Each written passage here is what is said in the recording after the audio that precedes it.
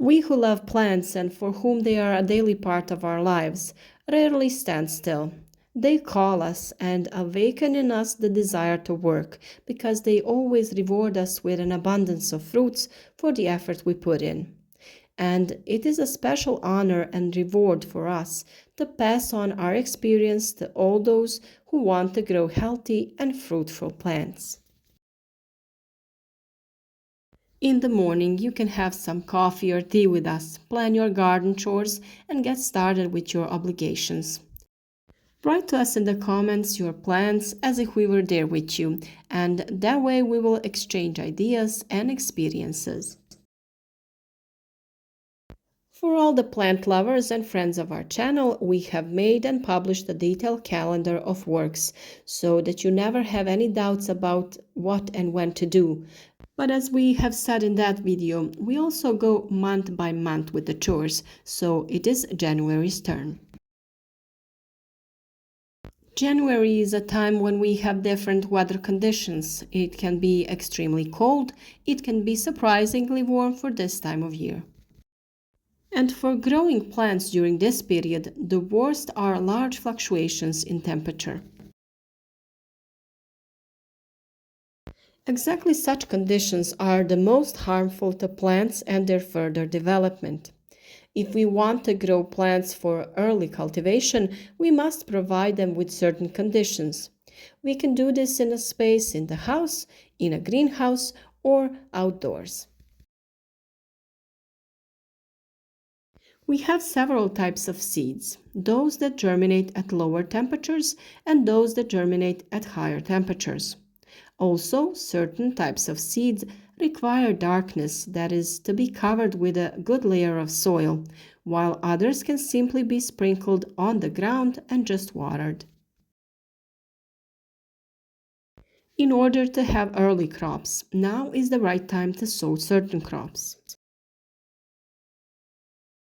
Of course, if you are sowing just for yourself and your own use, then we always recommend several sowing cycles so that you don't have a large amount of the same type of vegetable at one time. Then the problem of storage arises and the fact that you don't consume fresh urban fruit but processed or frozen ones. With early sowing, we get seedlings that will come in line for consumption earlier, and also with later sowing, we will have these plants throughout the season. There is a big choice of plants that you can grow from seedlings that can be grown as early crops. It is certainly most important that for these containers or whatever you have already decided to sow the plants in, you have an adequate place with favorable temperatures and enough light so that they can develop well and after germination. If it is dark, they will not thrive well. If the light is only on one side, turn the container regularly to prevent the plants from stretching. Such plants are weak and sensitive and will not thrive well.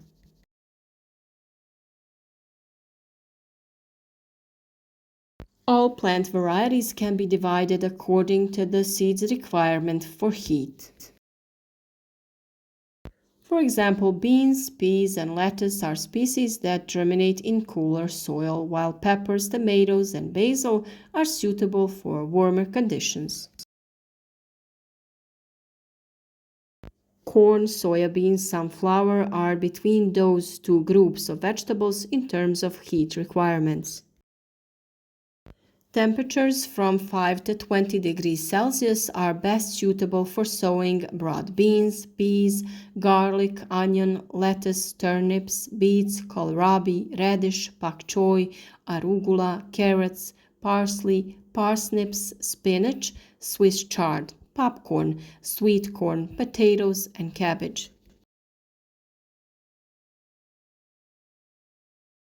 It is important to note that cabbage, potatoes, and turnips are sown in slightly cooler soil, but that plants grow better at higher temperatures. Crops that usually prefer warm soil heated to 20 to 30 degrees Celsius are peppers, tomatoes, eggplants, cucumbers, beans, green beans, squash, zucchini, sage, melon, coriander, and dill. We will wait another month with them because even as seedlings, they require warmth and weather conditions when there is no longer any threat of frost. That's why we are now starting with the preparation of seedlings of green peas, spinach, Swiss chard, lettuce, beets, root vegetables, and cabbage so that we can have them for early cultivation. I also note that it's good to have smaller quantities so that next month we can do another cycle for a slightly later harvest and extend the growing season of certain plants. If you're already interested in the process of checking seed germination and sprouting it before sowing, we'll put all the links in the video description to make it easier to navigate. Precisely because we can't explain everything well in one video, we're working on topics separately, so if you haven't yet, follow our channel for timely advice. Clicking on the bell icon ensures you'll be notified of each new video. Thank you for following us. If the soil is accessible in terms of texture, not covered in snow, not frozen, and not wet and muddy, you can now plant onions and garlic.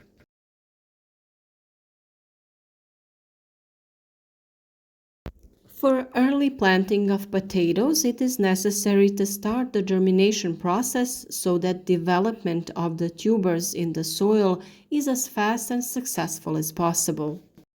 Sprouted tubers have a number of advantages over tubers that have not undergone the germination process.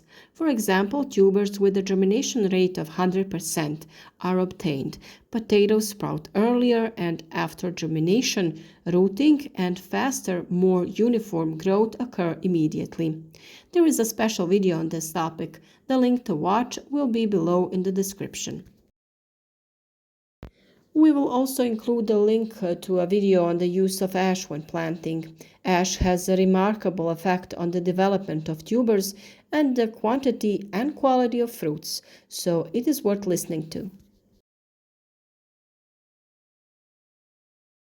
It is also time to start preparing sweet potato seedlings. It is necessary to provide a container with soil, a space with the necessary temperature, and adequate light so that it can develop nicely.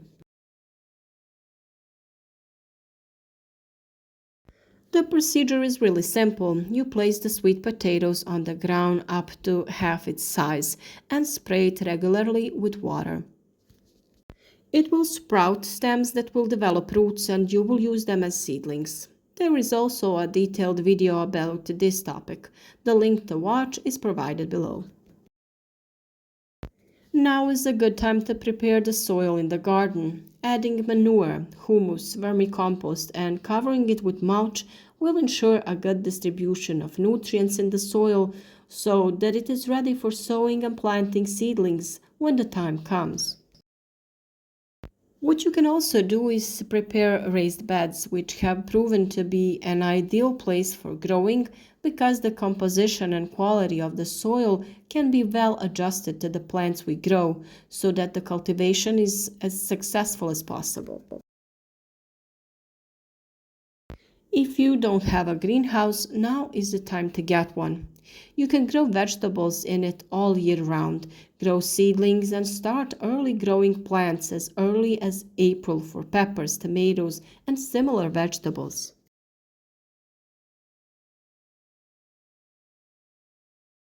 This is currently the situation in our greenhouse and we are enjoying the harvest of green vegetables. During the winter, greens are grown both outdoors and in greenhouses. Garlic, onions, Swiss chard, spinach, collard greens, arugula, radishes, and the inevitable lettuce. And in our greenhouse, January is already the time for intensive harvesting of all these vegetables. And if you don't have a greenhouse, you should know that these plants also thrive outdoors, but you can cover them with a greenhouse you make yourself. Crop rotation and plant arrangement is very important. If you have time, draw what your garden looked like. Then draw what it should look like this year. As a guideline on how to do crop rotation, you have a video on that subject, crop rotation. January and February are ideal times for preparing grafts or scions for grafting fruit trees. January is a good time because at this time the scions are fully mature and the vegetation is dormant. Top cuttings of 1-year-old shoots are taken. Simply cut the top off the branches of fruit trees with garden scissors and store them in damp sand or in damp bags and then in the refrigerator. There is also work to be done in orchards too. You should throw manure and fertilizer around your fruit trees. This is also the period when pruning of fruit trees begins. If you're lucky enough that the ground is warm enough, you can transplant shrubs, perennials, and ornamental grasses. Anything that you have decided that you have planted in the wrong place, now is the time to correct it and move it to the right place.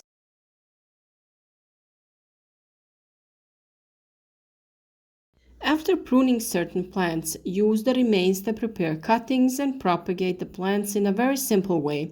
We have talked about this a lot in the last few days, so we will put a link to those videos in the description.